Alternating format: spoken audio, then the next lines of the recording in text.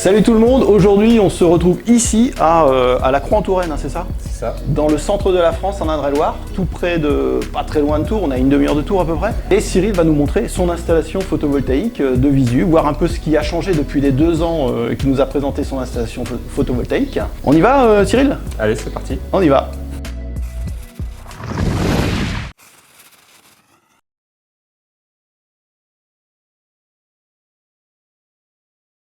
Donc il y a 2 ans, Cyril, tu nous recevais pas parce que du coup c'est toi qui as fait les vidéos et tu me les avais envoyées pour faire le petit montage.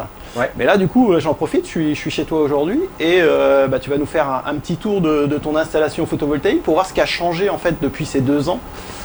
Alors pour ceux qui n'ont pas vu la vidéo, voilà, vous cliquez, je sais pas où là, sur l'écran. Par là, hein. je crois. C'est par là, t'es sûr? Ou peut-être par là même. Hein. Je crois que c'est à gauche. Donc là, tu nous avais montré déjà à l'époque, il y a 2 ans, tu avais un onduleur Sermantec, c'est ça? Sermatec. C'est un onduleur 5 kW, un onduleur hybride qui a 2 entrées photovoltaïques en MPPT. Ouais, tu as 2 MPPT dessus. Ouais, Donc c'est un onduleur réseau, c'est ça.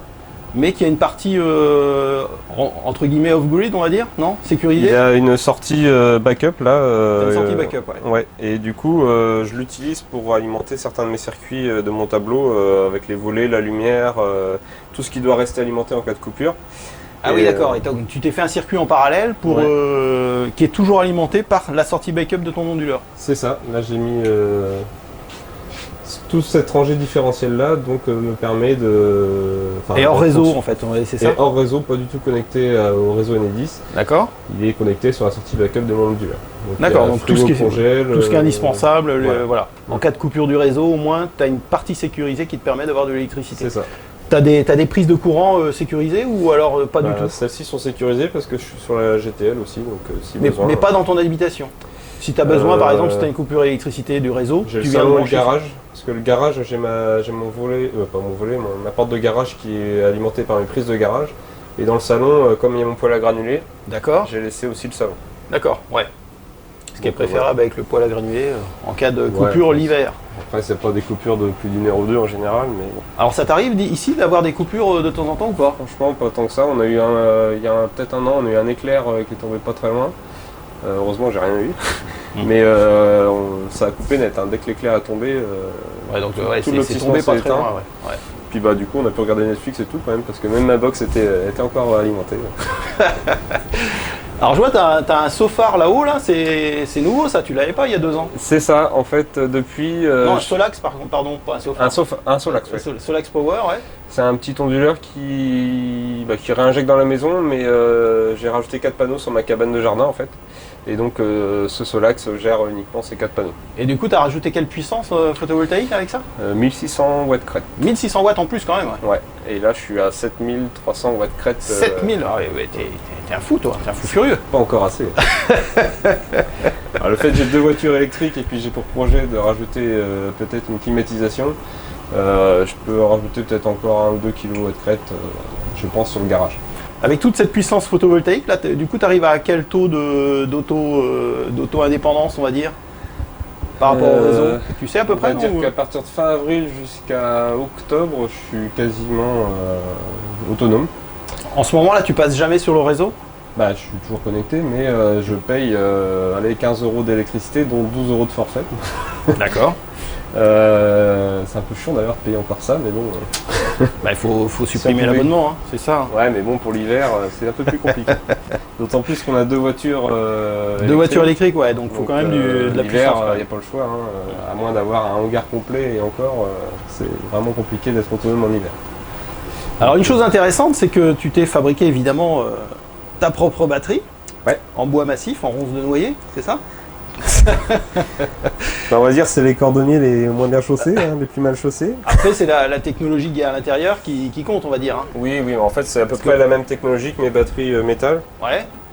J'ai le même BMS. Ouais, on retrouve la carte BMS à l'intérieur. Donc voilà, il est très bien reconnu par mon onduleur, encore une fois. Donc là effectivement tu connectes ton onduleur directement, donc tu as un RJ45 qui va à ton onduleur pour communiquer avec l'onduleur.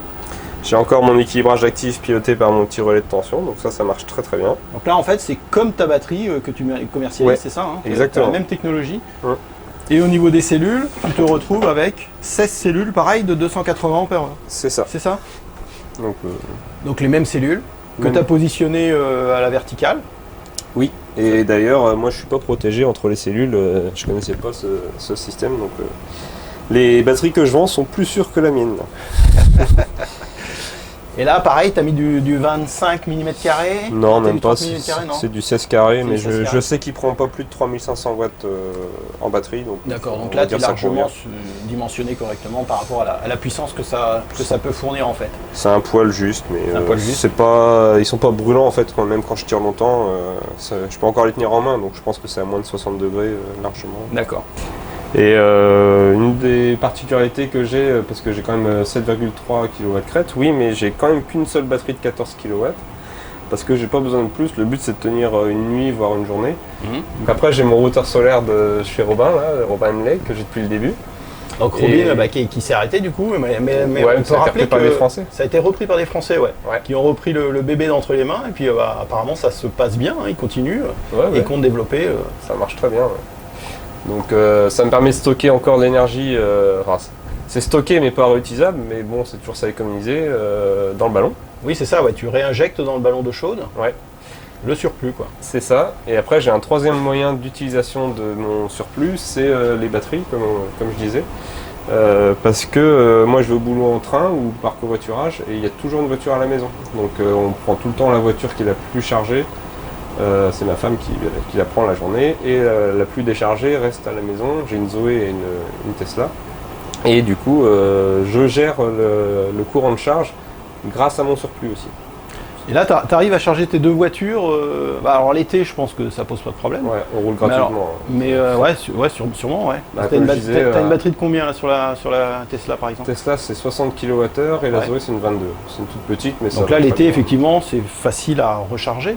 Ouais. Alors en plein hiver comment tu fais? Du coup tu es obligé de charger sur le réseau? Oui. Ou tu vas sur les bornes publiques ou Tesla? Non. Tu arrives à charger quand même sur le réseau. Alors l'hiver ce que je fais et qui est vachement intéressant surtout avec une batterie, c'est de charger la voiture en heure creuse, oui. Mais je charge aussi ma batterie en heure creuse, surtout avec le forfait Tempo qui est à 9,8 centimes les heures creuses. Ah intéressant, ouais. Quand ta batterie n'est pas chargée, tu charges sur les heures creuses la nuit. Bah ouais, je la charge à 30-40% histoire de tenir jusqu'au matin. Toute la journée je tiens avec les panneaux donc en autoconsommation directe, voire éventuellement je charge encore un peu ma batterie. Et pour le Tempo, il y a les jours rouges qui sont très chers en heure pleine, 67 centimes. Et bien là, la domotique, qu'il faut charger plus la batterie, donc là je mets à 80%. Et je tiens toute la journée sans problème. Finalement, je consomme. Et du coup, tu ne consommes rien du tout sur le tarif rouge, quoi, le tarif plein pot. Ah, même tarif heure pleine, je suis à 90-95% d'heures creuses toute l'année chez EDF. Donc là, effectivement, c'est intéressant d'avoir les heures creuses ou super creuses comme toi. À ces moments-là, à partir du moment où on a une batterie, pour recharger sur les tarifs les plus intéressants et pour ne jamais utiliser en fait le tarif heure pleine. Voilà, et les voitures, je les charge en heure creuse aussi. Donc moi, quand je regarde mes courbes en hiver, en général, à 22h, 6 kW jusqu'à 6h du mat. Et je suis à 6 kW plein pot parce que je charge la voiture en régulation tout le temps de courant. Donc si je dépasse, je ne sais pas s'il y a le chauffe-eau qui se met en route en marche forcée, je vais avoir un tout petit pic, mais ça va se réguler tout seul. Mais je suis vraiment au taquet à 6 kW. Et il y a aussi la charge de la batterie, toujours dans ces 6 kW qui est prioritaire pour ne pas consommer d'heure pleine le matin. Donc il se peut que, oui, 6 x 8, 48 kW, je peux consommer 48 kWh en une nuit maximum. Mais j'ai chargé à la fois la batterie, les voitures et le chauffe-eau pour une marche forcée. Avec la puissance photovoltaïque que tu as aujourd'hui, là, plus de 7000 watts, donc c'est quand même assez considérable quand même. Tu sais combien tu consommes quand même sur le réseau à l'année? Ouais, sur l'année, je suis à peu près à 1500 kWh. C'est arrivé. 1500 kWh à l'année, donc avec. À l'année. Ouais. Alors on rappelle, tu as quand même un poêle à granulés, c'est ça Oui, j'ai que ça pour le chauffage. J'ai que ça. D'accord. Donc tu n'as pas de chauffage électrique. Tu as un chauffe-eau électrique par contre, c'est ça? J'ai un chauffe-eau électrique tout basique parce que c'est obligé pour le routeur solaire. Le routeur solaire. Et du coup, il y a surtout ma consommation avec les véhicules l'hiver. Alors ce qui reste quand même très, très intéressant parce que 1500 kWh à l'année, c'est quand même pas grand chose, on va dire. Non, ça représente 300 € incluant les forfaits à l'année. Il y a 2 ans, tu avais fait ton installation photovoltaïque sur le toit, donc on rappelle, tu es sur un toit plat. Ouais. Et puis tu étais aussi dans l'élaboration de trackers solaires. Mais à l'époque, tu les avais pas finis. On peut aller faire jeter un œil sur tes trackers solaires hein. Tu te sens de monter? C'est à 6 mètres de haut? Bah écoute, si la vidéo se termine là, c'est qu'on s'est pas rendu sur place. Okay, si ça continue, c'est qu'on a réussi à monter. On va y aller alors. Et bon, on y va, c'est parti.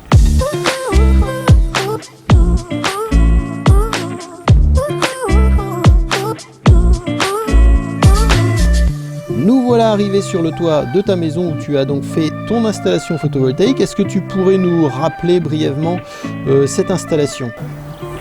La première rangée est en portrait. J'ai 9 panneaux. Donc c'est une string qui va vers l'entrée MPPT du Cermatec. Ouais. Et la deuxième rangée, c'est 6 panneaux qui eux sont en portrait, en paysage. Et donc c'est la deuxième entrée de mon onduleur Cermatec. Donc là, cette installation, tu l'avais déjà il y a 2 ans quand on avait fait la première vidéo. Mais la petite nouveauté qui est intéressante à voir, c'est ton tracker solaire. 3 trackers que j'ai fait moi-même. Alors, il n'y en a qu'un seul qui est motorisé, mais c'est celui qui est au centre. Ouais.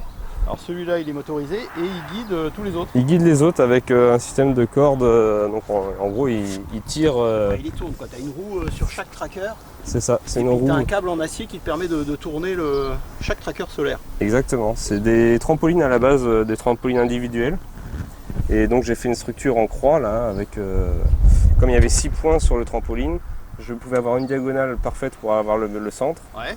Et 2 autres points de fixation pour faire les triangles et tenir les panneaux. Alors par contre, tu as un système de câble, tu n'as pas une dérive qui se produit au cours du temps?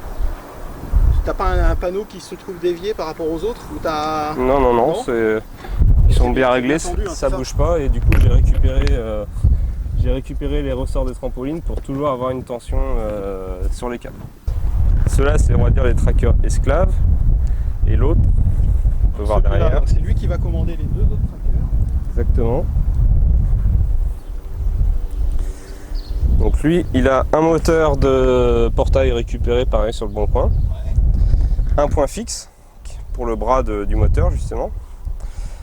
Et j'ai un capteur ici, c'est un potentiomètre. Ça marche très bien, c'est ce qui marche le mieux. J'avais essayé avec un accéléromètre et une boussole. Et ça marchait pas hyper bien, surtout avec le champ magnétique du moteur, je pense. Donc le potentiomètre, c'est une valeur neutre par rapport à tout ce qui est magnétique. Et donc le potentiomètre connaît l'info de l'orientation de ce tracker-là. Et par domotique, je pilote toutes les 5 minutes, je force la position de mon tracker, soit par rapport au soleil ou au vent aussi, en cas de problème de vent qui vient de dos, quoi. Donc là, dans ta boîte, en fait, là, t'as tes cartes, en fait. C'est ça, il y a un Arduino et puis un pont H pour piloter le moteur.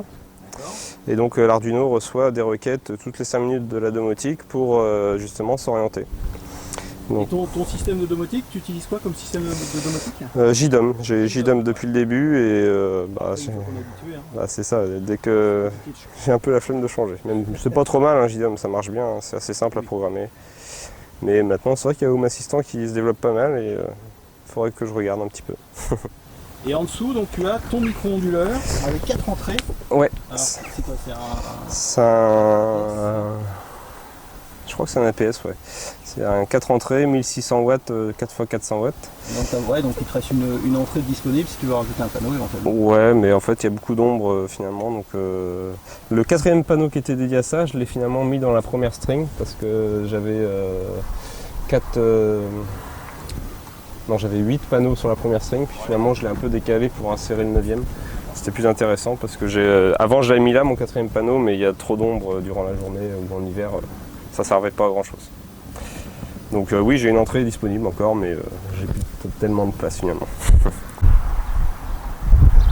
Donc là tu peux les tourner manuellement là, avec ton application, c'est ça? Ouais, c'est ça, je peux forcer une consigne. Donc, par exemple, là si je mets plein sud, paf, les 3 panneaux. Ah, c'est pas parfaitement plein sud. La maison a peut-être bougé, c'est pour ça. Il y a peut-être une petite erreur. Ah voilà, il se régule tout doucement, mais... Donc toutes les 5 minutes, c'est ça tu me disais, ça envoie Une requête, une consigne requête. avec un angle, et du coup le potentiomètre sert de retour d'information et l'Arduino adapte le sens du moteur pour arriver à sa consigne. Et tout ça, c'est du do it yourself. Ouais. Bravo. Alors ça marche pas trop mal, j'ai des petits bugs de temps en temps, mais c'est juste des problèmes Wi-Fi en fait. Parce que j'ai du mal à capter de Pas tout en forcément, haut. D'accord. J'ai Toi, beau t'as- mettre des répéteurs dans tous les sens, une antenne. Ouais, j'ai vu, tu as mis une antenne Wi-Fi sur le Pour le ESP, ouais. Il faut modifier les ESP pour y souder une petite antenne sur le PCB. J'ai trouvé un tuto sur internet, mais c'est pas encore suffisant. J'ai vraiment du mal à passer les 2 dalles pour le Wi-Fi. Ouais, c'est... Après, même si je loupe une requête ou deux, ça sera 5 minutes plus tard que ça va passer. Oui. Mais il y a des jours où- Effectivement, toutes les 5 minutes, tu as un réglage qui se fait. Ouais. De toute façon. Mais il y a des jours, parfois j'ai des pertes d'angle, hein, je le vois sur mes graphiques, de plusieurs heures. Je sais pas ce qui se passe. Et du coup, le fait d'avoir des trackers solaires, est-ce que tu peux estimer le gain en production par rapport à une installation fixe? Eh ben, on peut les comparer par rapport à ma deuxième rangée qui a à peu près la même inclinaison. C'est les mêmes panneaux ou pas? Oui, Ouais, exactement. exactement les mêmes panneaux. Et du coup, j'ai un gain de 40% à peu près. Ouais, quand même, ouais.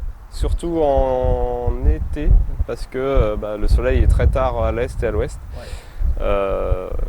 Bon, c'est vraiment plus pour le challenge et puis avoir fait bricoler ça. À refaire, le fixe c'est pas mal aussi, ça fait moins d'entretien. Mais c'est rigolo quand même.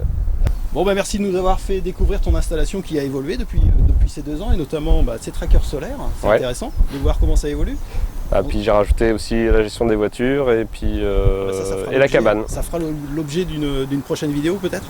Ça va Peut-être. être intéressant, recharger des voitures électriques avec le surplus photovoltaïque, ça c'est intéressant ça. Ouais. On se dit à bientôt alors Cyril pour voir comment t'as procédé. Ok. Allez, à Salut. bientôt pour une prochaine vidéo. Ciao ciao.